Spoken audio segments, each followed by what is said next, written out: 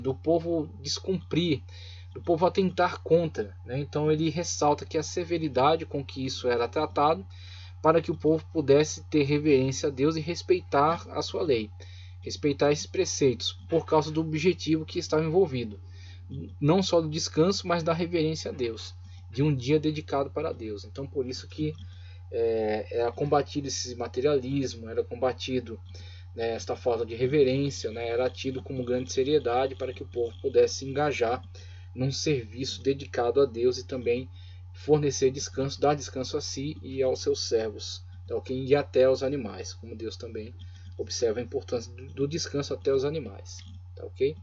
Encerrando nosso estudo, tem essas duas questões aqui, a defesa e a crítica em relação à questão do sábado. Eu vou passar adiante e quero já ir para esses slides aqui que eu considero bastante importante. Invertendo as perguntas, veja. Invertemos as perguntas que nos fazem os sabatistas quando leem mandamento por mandamento no decálogo, como a pergunta repetida, se cada um deles pode ou não ser violado. Podemos então indagar o sabatista.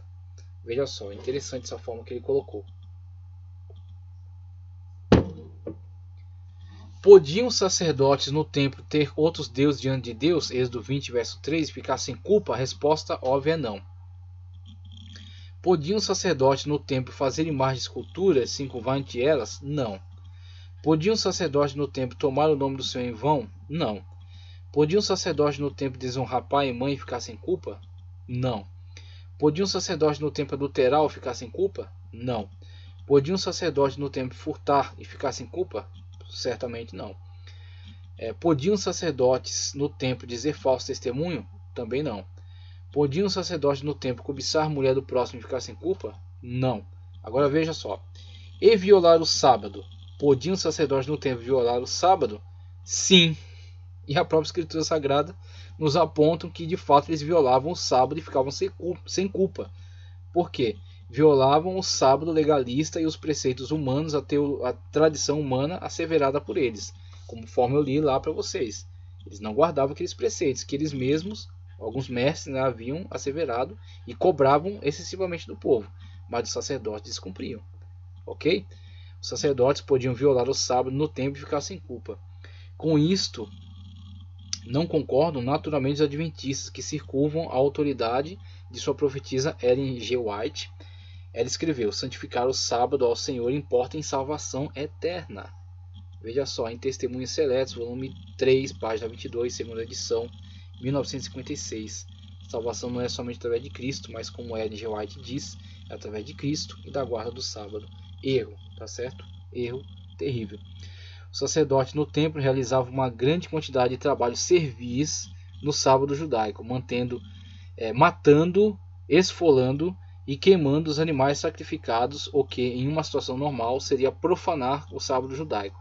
Ainda assim, isso nunca foi reconhecido como transgressão ao quarto mandamento, porque o serviço do templo o exigia e justificava. Isso dá a entender que no sábado judaico são lícitos os trabalhos que são necessários, não apenas para o sustento da vida, mas para a adoração, como tocar um sino para convocar a congregação, ir até o templo e coisas semelhantes. O descanso no sábado deve promover e não impedir a adoração no sábado. Matthew Henry, comentário de Matthew Henry, ao Evangelho de Mateus e João, tá ok? Temos aí então esse importante estudo. A questão da circuncisão, que é realizada no sábado, isso foi citado também no estudo de uma forma bastante ampla já. Jesus Cristo como Senhor do sábado, já tratamos disso, né, deixando isso aqui muito claro. Agora eu quero ler somente um trecho, onde temos aqui algumas colocações bem interessantes a partir aqui do primeiro, segundo, terceiro, quarto ponto. Como o sábado do relato da criação não é regra legal opressiva, é chamado de sábado institucional, assim como nada há no Novo Testamento que indique a sua observância. Isso por si só mostra que o quarto mandamento não é um preceito moral. Essa interpretação é corroborada pelo fato de nem Jesus nem os apóstolos ensinarem a guarda do sábado. O sábado não foi mencionado quando Jesus citou, veja, os mandamentos para o moço rico, Mateus 19, 17 ao 19. Toda a lei se resume no amor de Deus ao próximo, Mateus 7, 12, 22, 40, Marcos 12, 31, Romanos 13, 10. O apóstolo Paulo omitiu o quarto mandamento, Romanos 13:9. Ele considerava retrocesso espiritual guardar dias, meses ou anos, Gálatas 4:10 e 11. Os primeiros cristãos eram judeus de origem e era natural para eles observar o serviço da sinagoga. Ainda hoje, muitos judeus que são convertidos à fé cristã preferem não abrir mão de sua identidade judaica, principalmente aqueles que residem em Israel. É mais uma questão cultural. Paulo viu o sábado e os preceitos dietéticos, o kashrut, como mera opção pessoal. E mesmo não havendo prova de que o apóstolo distinguisse preceitos morais e cerimoniais, aqui ele coloca o sábado e o kashrut na mesma categoria. Romanos 14:1 ao 6. Segundo Paulo, o antigo concerto foi abolido, segundo de Coríntios 3:7 ao 14, incluindo o sábado, Oséias 2:11. De fato, isso já era anunciado desde o Antigo Testamento, Jeremias 31, 31, 34. Paulo disse que Jesus riscou na cruz a cédula que era contra nós e suas ordenanças. O substantivo grego para cédula é keigrafon, um rapax legomenon, literalmente escrito à mão. É um documento escrito à mão usado aqui metaforicamente. O termo aparece na literatura grega extrabíblica com vários significados. Lei mosaica, obrigação escrita, contrato, conforme Robson, 2012, página 984. Registro de uma conta financeira, conta registro de dívida, law e NIDA. É um certificado de dívida, uma nota promissória. A ordenança ou dogma significa decreto, ordenança, édito.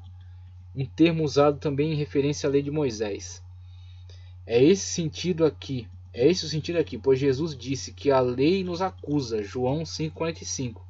O pensamento paulino revela o aspecto condenatório da lei mosaica, Deuteronômio 27:26, 1 Coríntios 15:56, Gálatas 3:10. É também o padrão divino para a vida humana, Romanos 7:13 e 14. A acusação da lei contra nós foi cancelada. A acusação da lei contra nós foi cancelada na cruz do Calvário. E aí o apóstolo incluiu o sábado. O apóstolo emprega os dois termos cédula e ordenança, metaforicamente para dizer que fomos perdoados e estamos livres do legalismo. Portanto, ninguém vos julgue pelo comer,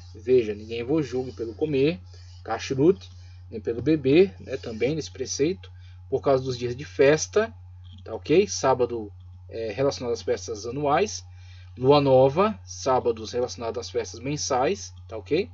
Ou dos sábados, propriamente dito, sábado, semana, o sétimo dia, que são sombras, ok? Sombras, tipologia, e aí o antítipo já realizou o tipo, tá? As sombras já se realizaram na imagem perfeita. São sombras das coisas futuras, mas o corpo é de Cristo.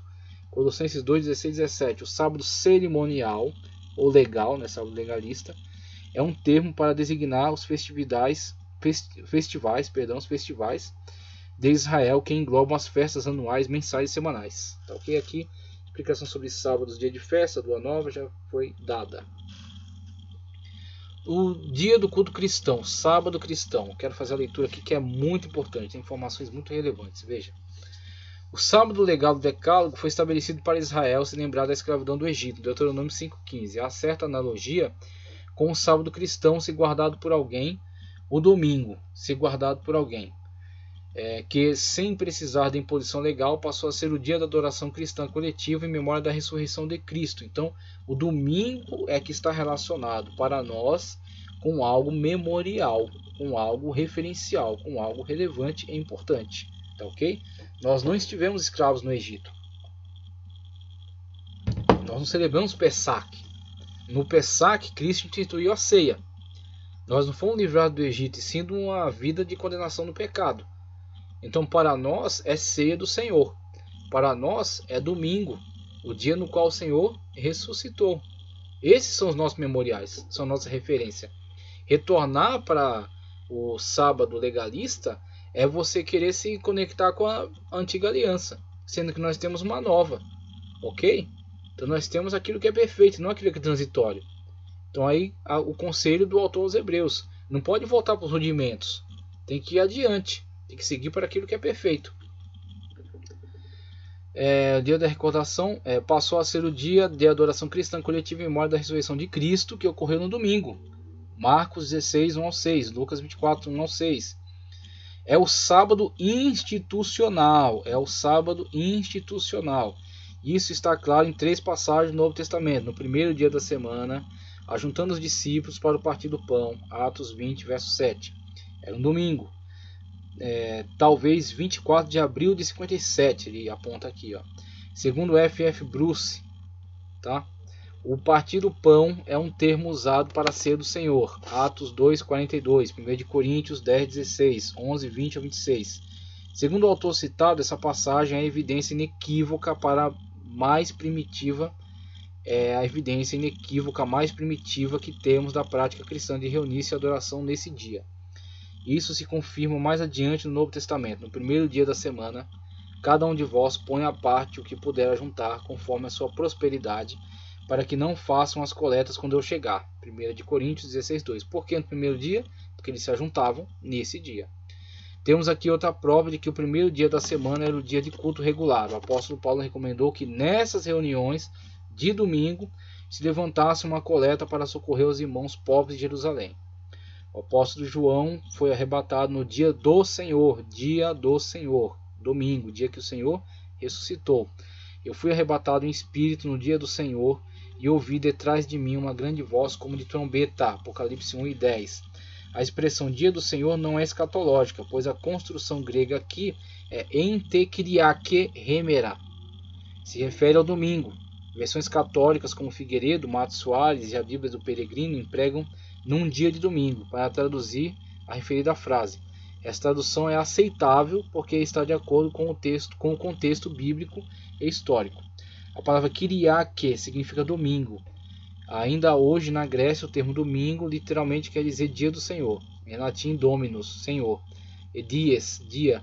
Inácio de Antioquia usa a mesma frase grega do apóstolo João em Apocalipse para indicar o primeiro dia da semana. Aqueles que viviam na antiga ordem das coisas chegaram à nova esperança e não observam mais o sábado, mas o dia do Senhor em que a nossa vida se levantou por meio dele de sua morte. Carta aos Magnésios 9:1.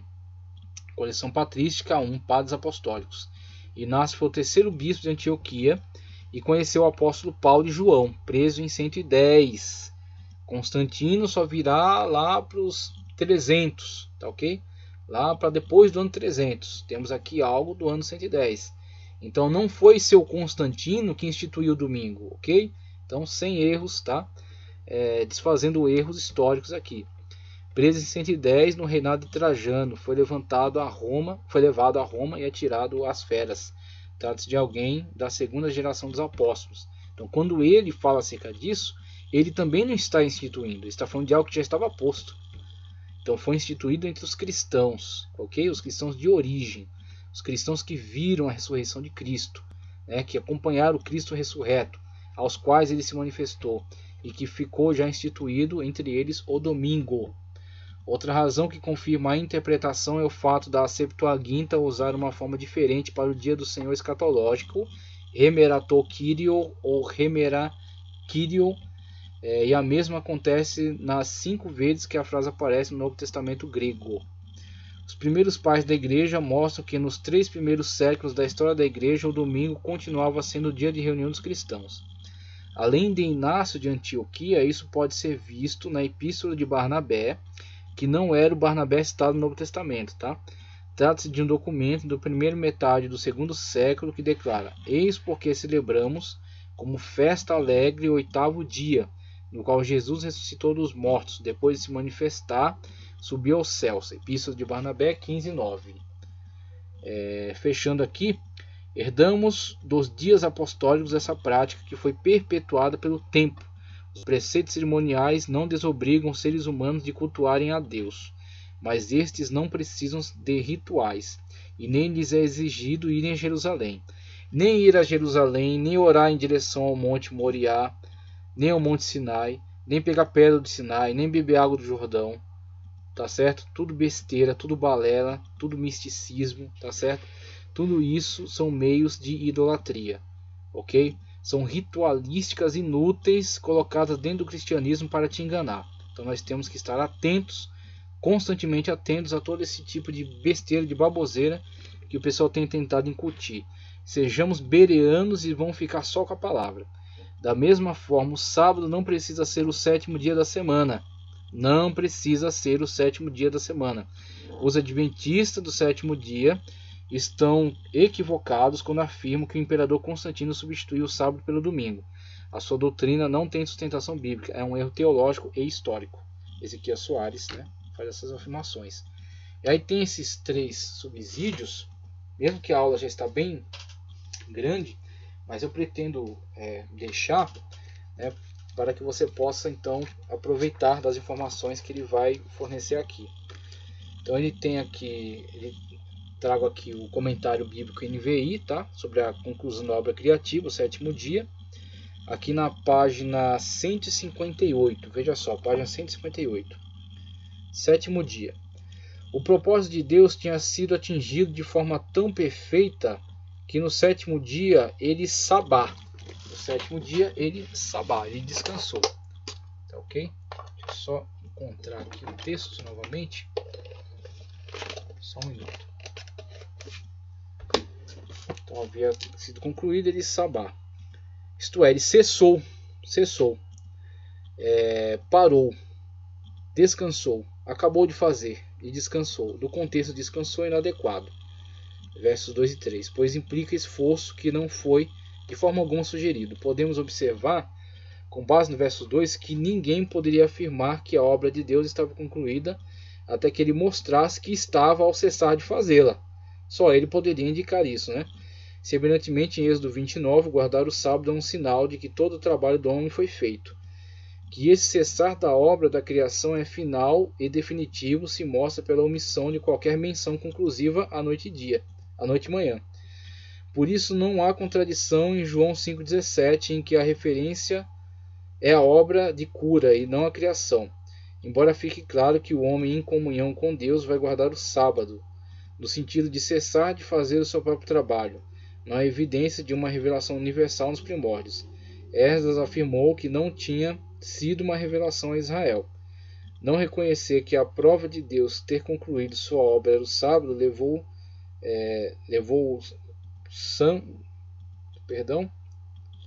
sexto dia, e isso foi seguido o Pentateuco Samaritano. Pentateuco Samaritano, a Septuaginta, o texto siríaco, no 6º dia. Aí cometeram esse erro, atribuíram ao 6º dia e não ao 7º, né, por falta de conhecimento de que a obra havia sido concluída no 7º dia. Então, Pentateuco Samaritano, Septuaginta, isso foi seguido também pela outra versão bíblica, que é NEB, tá certo? Não, pela versão NEB.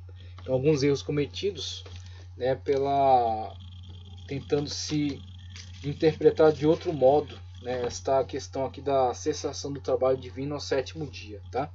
Mas aquilo que é consenso, conforme já vimos inclusive no estudo, né, fiz menção de um autor que deixa isso claro, que de fato o entendimento correto sobre o texto é que Deus cessou de realizar sua obra criadora ao 7º dia.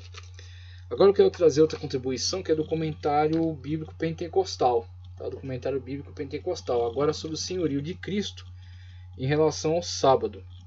Veja só. Deixa eu localizar aqui. O senhorio de Cristo em relação ao sábado. Temos aqui comentário bíblico pentecostal, Evangelho de Mateus, página 82, que diz o seguinte: essa seção é um comentário sobre Mateus 11, 28 ao 30, mostrando que o jugo de Jesus é suave e leve em comparação ao legalismo opressivo dos fariseus em seus esforços de obedecer às leis divinas. A expressão naquele tempo, versículo 1, torna a conexão clara. De acordo com a lei judaica, era permitido que qualquer pessoa entrasse no campo de alguém e apanhasse comida, contanto que não o cortasse com foice ou levasse em recipiente. Então ali não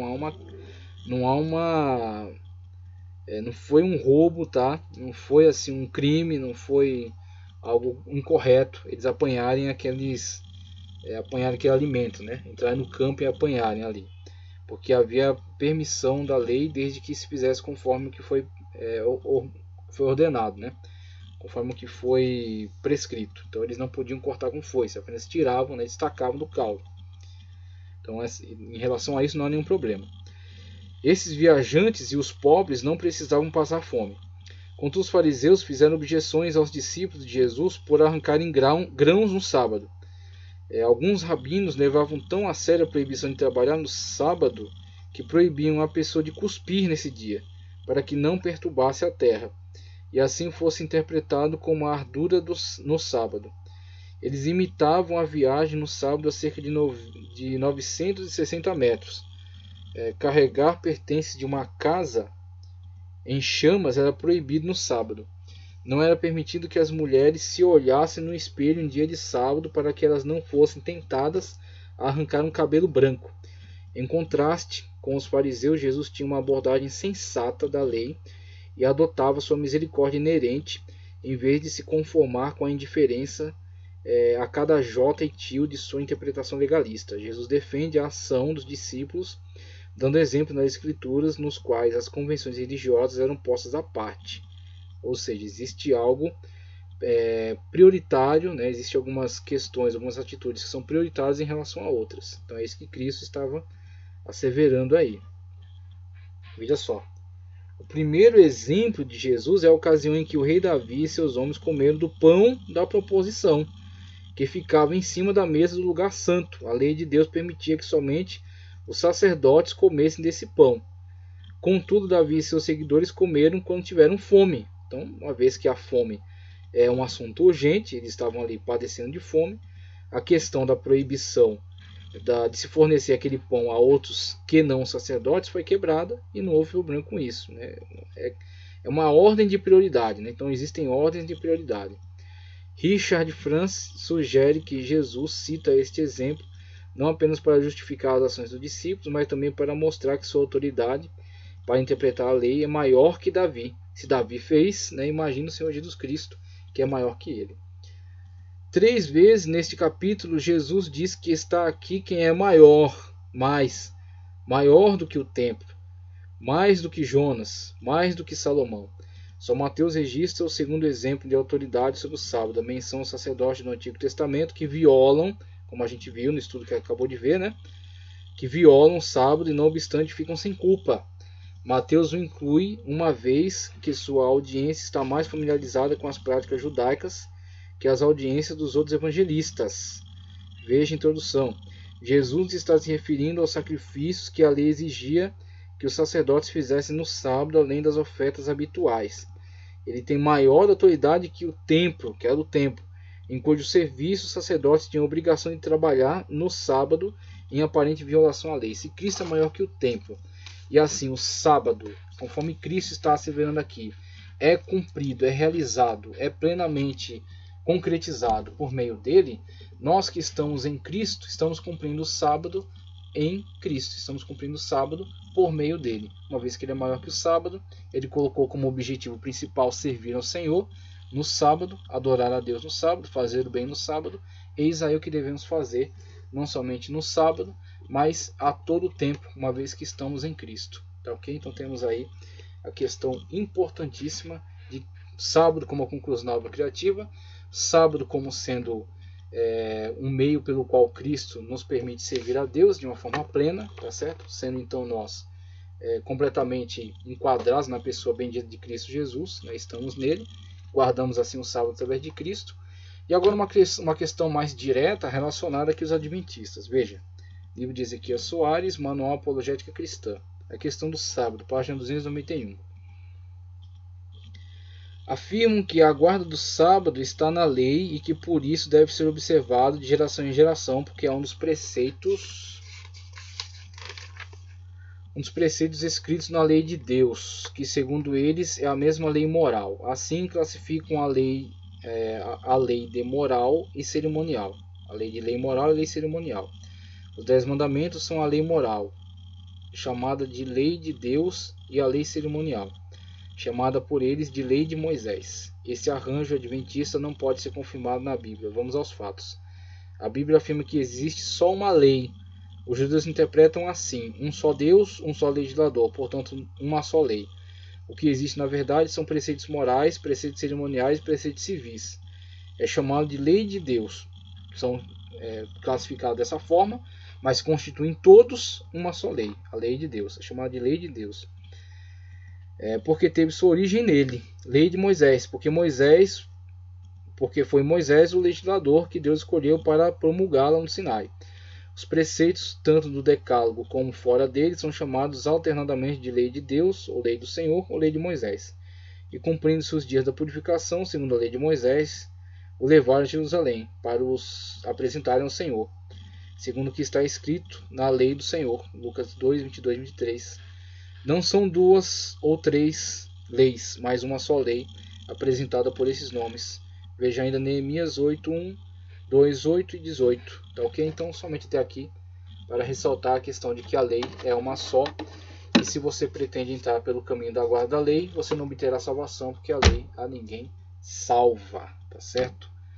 Finalizando, eis aqui o texto que indica qual é o nosso verdadeiro descanso, conforme indicado no sábado institucional. Tá certo? Quando Deus cessou a sua obra criativa, deu descanso, santificou, mas continua em ação, como Cristo disse, trabalha até hoje, e nós também juntamente com ele. O texto de Hebreus nos indica isso, visto que nos foi deixada a promessa, de entrarmos no descanso de Deus. Temamos que algum de vocês pense que tenha falhado, pois as boas novas foram pregadas também a nós, tanto quanto a eles, mas a mensagem que eles ouviram de nada lhes valeu. Tanto a nós quanto a eles, mas a mensagem que eles ouviram de nada lhes valeu, pois não foi acompanhada de fé por aqueles que a ouviram. Pois nós, os que cremos, é que entramos naquele descanso, conforme Deus disse: assim jurei na minha ira, jamais entrarão no meu descanso, embora suas obras estivessem concluídas desde a criação do mundo. Pois em certo lugar ele falou sobre o sétimo dia nessas palavras: no sétimo dia Deus descansou de toda a obra que realizara. E de novo, na passagem citada há pouco, diz: jamais entrarão no meu descanso. Entretanto, resta entrarem alguns naquele descanso, e aqueles a que anteriormente as boas novas foram pregadas não entraram, por causa da desobediência. Entretanto, resta entrarem alguns naquele descanso, e aqueles a quem anteriormente as boas novas foram pregadas não entraram por causa da desobediência. Por isso Deus estabelece outra vez um determinado dia, chamando-o hoje, ao declarar muito tempo depois, por meio de Davi, de acordo com o que fora dito antes: se hoje vocês ouvirem a sua voz, não endureçam o coração. Porque se Josué lhes tivesse dado descanso, Deus não teria falado posteriormente a respeito de outro dia. Assim ainda resta um descanso sabático para o povo de Deus, pois todo aquele que entra no descanso de Deus também descansa das suas obras, como Deus descansou das suas. Portanto, esforcemo-nos para entrar nesse descanso, para que ninguém venha a cair, seguindo aquele exemplo de desobediência, pois a palavra de Deus é viva e eficaz, e mais afiada que qualquer espada de 2 gumes, e 2 fios, que penetra até o ponto de dividir a alma do espírito, juntas e medulas, e julga os pensamentos e intenções do coração. Nada em toda a criação está oculto aos olhos de Deus. Tudo está descoberto e exposto diante dos seus olhos, diante dos olhos daquele a quem havemos de prestar contas. Portanto, visto que temos um grande sumo sacerdote que adentrou os céus, Jesus, o Filho de Deus, apeguemo-nos com toda firmeza à fé que professamos, pois não temos um sumo sacerdote que não possa compadecer-se de nossas fraquezas, mas sim alguém que, como nós, passou por todo tipo de tentação, porém sem pecado. Vamos abordar isso na próxima aula, Novo Testamento, hein? Assim sendo, aproximemo-nos do trono da graça com toda a confiança, a fim de recebermos misericórdia e encontrarmos graça, não legalismo, e sim graça, que nos ajude no momento de necessidade. O descanso está plenamente realizado na pessoa de Cristo Jesus, que do alto da cruz disse: está consumado. Ele é o sacerdote conforme a ordem de Melquisedeque, que não tem começo nem fim de dias. Ele é o sacrifício vicário perfeito e substitutivo, cujo sangue não cobre, mas sim apaga todo pecado.